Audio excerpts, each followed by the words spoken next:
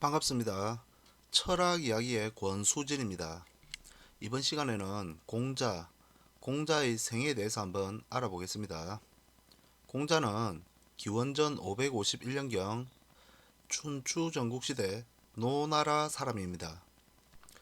노나라의 수도인 곡부에서 얼마 떨어지지 않은 창평향 추업에서 태어났습니다. 이 지역은 오늘날 산둥성 일대에 해당하는 지역입니다. 아버지의 이름은 숭양허이고 어머니의 이름은 안징제입니다. 그 당시 숭양허의 나이는 60이 넘었고 안징제는 15살이었다고 하니 오늘날로 치면은 원조 교제도 이런 원조 교제는 없었을 겁니다. 여하튼 숭양허는 첫 번째 부인인 시지와 딸만 9을 두고 아들을 낳지 못했습니다. 숭양을은 아들을 낳기 위해 첩을 얻어 그 사이에서 아들 맹피를 낳았으나 다리가 몹시 아픈 관계로 일찍 죽고 말았습니다. 해서 숭양을은 대를 이을 자식이 없어 안타까워하던 끝에 예전부터 가까이 지내던 안씨 집안의 셋째 딸인 안징제를 새아내로 맞이하게 된 것입니다. 숭양을의 아내가 된 안징제는 날마다 니구산에 가서 아들을 낳게 해달라고 빌던 끝에 마침내 아들을 낳았는데 그가 바로 공자인 것입니다. 그리하여 그의 이름은 니구산의 니자와 그 이전에 형이 있었으므로 둘째라는 뜻의 중자를 합쳐 중리라고 불렀습니다. 이름과 관련해서 몇 가지 덧붙이면 중국에서 자자는 서양에서의 랍비나 우리나라의 선생님에 해당하는 존칭어입니다. 공자 역시 본래 이름은 중리였지만 공자님께서의 삶이 존경받는 삶을 살다 보니 그를 추앙하여 공자라는 존칭어를 붙인 것입니다. 맹자 역시 본래 이름은 맹가였고 순자 역시 본래 이름은 순경이었으나 후대에 존칭어인 자자를 붙인 것입니다. 공자의 또 다른 이름으로는 언덕구자를 따서 공구라는 이름이 있습니다. 이와 관련하여는 여러 설들이 있는데 먼저 공자가 태어날 때 앞 이마가 언덕처럼 볼록 튀어나왔다고 해서 붙여진 이름이기도 하고 나중에 언급하겠지만 공자가 야합을 해서 낳았다, 즉 언덕에서 낳았다고 하여 공구라고 부르기도 합니다. 다음 사진은 니구산에서 아들을 낳게 해달라고 기도하는 안징제의 모습입니다. 공자의 태생과 관련하여 여러 구설수들이 많습니다. 우선 아버지와 어머니 사이의 나이 차이도 그러하거니와 어떤 곳에서는 공자를 야합에서 낳았다는 기록이 나옵니다. 이는 상호 동의하의 결합이 아닌 오늘날로 치면 거의 겁탈 수준입니다. 또한 안징제가 정식 부인이 아니므로 그가 사생아란 견해가 지배적입니다. 이러한 견해를 유가 사람들은 꺼려합니다. 아무래도 공자의 위상이 워낙 높다 보니 충분히 이해가 가는 부분이기도 합니다. 하지만 역사적 사실 중에 인정해야 할 부분은 인정해야 되는 것이 아닌가 생각해 봅니다. 공자의 아버지 숭양을은 키가 10척이나 되고 힘이 장사였다고 합니다. 공자의 외할아버지인 안씨도 딸에게 결혼하기를 권유하면서 그의 늠름한 대장부의 기상이 부럽다고 말한 바 있습니다. 일설에 의하면 노나라가 다른 나라와 전쟁이 붙었을 때 전세가 불리하여 성안으로 후퇴를 하려는데 갑자기 성문이 닫히게 되자 하급 무사였던 숭양을이 성문을 떠받쳐 아군 모두가 무사히 성안으로 들어오게 되었다는 일화가 전해지고 있습니다. 이로 미루어 보건대 공자 역시 아버지를 닮아 체구가 당당하고 키도 보통 사람보다 훨씬 컸을 것으로 짐작됩니다. 공자의 눈은 크고 길며 이마는 앞으로 높게 나와 황제 각조의 모습이요 팔은 길고 등은 거북의 모양이며 키는 9자 6치로 크다. 몸 둘레가 9아름이나 되고 앉으면 용이 서린 것 같고 일어서면 견우성을 대하는 것 같다. 공자 나이 3세 때 아버지가 세상을 떠나자 어머니 이스라에서 성장했다. 안징제는 남편을 시아버지가 살던 곳에 장사 지내고 절기에 맞추어 집에서 정성껏 제사를 지냈다. 이를 항상 주의 깊게 보던 공자는 어린 시절 동네 아이들과 놀면서 장난할 때에도 제기를 늘어놓고 제사 지내는 흉내를 내곤 했다. 나이는 어렸으나 그의 태도는 늘 예를 갖춤으로써 매우 어른스럽게 보였다고 한다.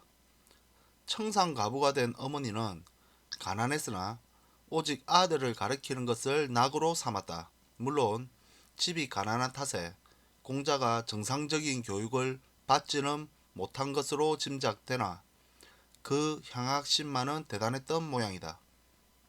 아버지를 일찍 여인 것이 공자의 입장에서는 불행일지 모르겠으나 어찌 보면 너무나 당연한 결과이기도 합니다.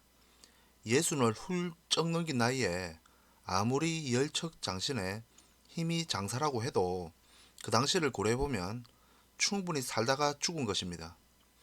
안징제는 또 어린 나이에 다른 곳에 시집도 가지 않고 공자 하나만 바라보며 꾸역꾸역 공자를 키웁니다. 만약 안징제의 이런 노력과 헌신이 없었다면 오늘날 우리가 알고 있는 공자는 없었을지도 모릅니다.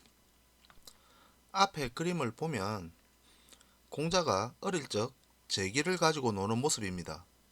아마도 검은 옷을 입은 녀석이 공자일 것으로 추측됩니다. 여기서 하나 알아둬야 할 사실은 공자의 어머니 집안이 대대로 내려오는 무당집이었다는 것입니다. 해서 아마도 재래의식과 관련된 여러 종류의 도구들이 많았을 것입니다. 공자가 어릴 때부터 제기를 가지고 놀며 배웠던 이러한 습관들은 먼 훗날 공자의 핵심 사상인 인과 예 중에서 예의 사상의 기틀을 마련하는 기초가 되기도 합니다. 공자는 스스로 10여 호밖에 안 되는 조그만 마을에 나만큼 성실한 사람은 있겠지만 나만큼 학문을 좋아하는 사람은 없을 것이다 라고 말한 바 있고 15세의 배움의 뜻을 두고 30살에 뜻을 세웠다고 말하면서 그는 본격적으로 학문의 뜻을 세운 15세 이전에 이미 학문에 열중했었던 것으로 보입니다. 공자는 특히 주공을 흠모하여 주나라의 전통적 문화 습득에 노력하였습니다. 공자는 19세에 어머니의 권유로 노나라에 사는 송나라 사람 계간씨의 딸과 결혼했다. 그러나 계씨가 남편의 까다로운 성미를 견디지 못하고 도망쳐버렸다는 설이 있다. 논어에 공자가 결혼한 지 1년 만에 아들을 낳았다는 기록 외에는 아내에 대한 언급이 전혀 없고 또 여자는 소인배와 같다느니 다루기 어렵다느니 하는 공자의 여성관으로 보아 이 설은 사실인 것 같다. 한편 노나라의 소공이 공자의 등남 소식을 듣고 이를 축하하기 위해 다산의 상징인 잉어 2마리를 선물로 보냈다. 공자는 감격하여 아들의 이름을 잉어의 뜻을 덧붙여 공리라고 불렀다. 앞에 사진을 보면 창 안쪽에 이불을 덮고 누워있는 여자가 공자의 부인 같고 잉어를 들고 있는 사람이 노나라의 소공이거나 소공이 보낸 사신처럼 보입니다. 논어를 가만히 살펴보면 공자는 여자에 대해서 좋게 표현한 구절이 없습니다. 예를 들면 여성은 가까이 하면 불손해지고 멀리하면 원한을 사기 때문에 다루기 힘들다 이런 식입니다. 그리고 이 시기에 공자는 아직 명성을 떨칠 때가 아닌데 시골의 촌부에 불과한 공자에게 한나라의 왕인 소공이 잉어를 선물한 것은 아마 후대 사람이 과대 포장한 내용인 것 같습니다. 마을에 2장 정도가 아들을 낳았다는 축하의 의미에서 잉어를 선물한 것으로 보는 것이 타당한 해석 같습니다. 공자가 장성하여 20세가 되던 해 노나라의 3대 대부 가운데 하나인 개손씨 집안에서 말땅 관리직인 위리로 일하였다. 그가 창고 관리를 맡고부터는 항상 주변이 깔끔하게 정리되고 장부상의 수치와 물품이 일치되었다. 그리하여 얼마 후에는 축산을 담당하는 사직리로 승진하였는데 역시 가축들이 번식하였다고 전해진다. 아주 평범해 듯 보이는 이 일화는 우리에게 많은 교훈을 주고 있습니다. 우리는 흔히 현재 만족하지 못하고 내가 하고 싶은 것, 내가 되고 싶은 것에서만 갈망하며 사는 경우가 많습니다. 가령 10평 남짓한 치킨집을 운영하는 가게 주인이 만약 내가 전국 체인점을 하게 되면 정말 잘할 수 있을 텐데 하면서 현재 자신의 상황을 불평하는 경우라든가, 회사 내에서 내가 중요한 부서에 중요한 직책을 맡으면 잘할 수 있을 텐데 하면서 현재 자신의 상황에 불평 불만이 가득한 경우가 허다합니다. 하지만 공자는 우리에게 분명히 말하고 있습니다. 아무리 작고 하찮은 일일지라도 거기에 최선을 다해야 한다고.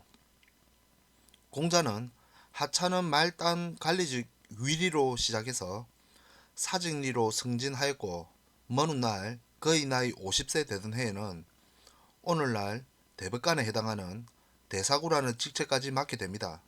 중요한 것은 그 일이 크든 작든 중요하든 중요하지 않든 간에 자신에게 주어진 일에 최선을 다하는 성실한 태도인 것입니다. 공자의 나이 24세에 어머니가 돌아가셨다. 공자는 관습에 따라 어머니의 시신을 아버지의 묘에 합장하려고 하지만 묘가 어디 있는지 알 수 없었다. 아마 공자가 3세 때 아버지께서 돌아가셨으므로 공자는 아버지의 묘를 잘 몰랐을 것입니다. 할 수 없이 공자는 어머니의 관을 임시로 매장해 놓고 아버지의 묘를 찾아 나섰다. 다행히 어떤 노파가 묘의 위치를 가르쳐 주어 공자는 어머니를 아버지와 합장할 수 있었다. 공자의 나이 36살에 노나라 황공의 후예인 삼환씨, 즉 개손, 숙손, 맹손씨가 난을 일으키자 노나라의 왕인 소공은 제나라로 달아나고 나라가 세 조각으로 분열되었다. 기원전 517년 공자는 소공을 따라 제나라로 가서 가신인 고소자를 통하여 제나라의 왕인 경공과 만났다. 앞에 보이는 그림은 제나라 경공의 모습입니다. 어떻게 해서 한 나라의 왕이 그의 가신들에 의해서 다른 나라로 도망칠 수가 있는가? 이러한 의문점을 이해하기 위해서는 우선 춘추 전국시대의 시대적 상황을 알아야 합니다. 이에 대한 자세한 이야기는 공자의 생애 2부에서 설명드리기로 하고 공자의 생애 1부를 마치겠습니다. 감사합니다.